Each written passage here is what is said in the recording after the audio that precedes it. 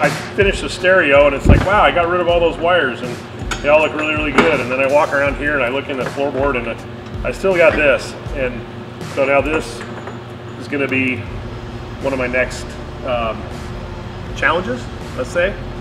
So with the comms, you have a bunch of different components involved. With the comms, you've got push-to-talk buttons that have to be mounted somewhere where the driver and the passenger can reach them.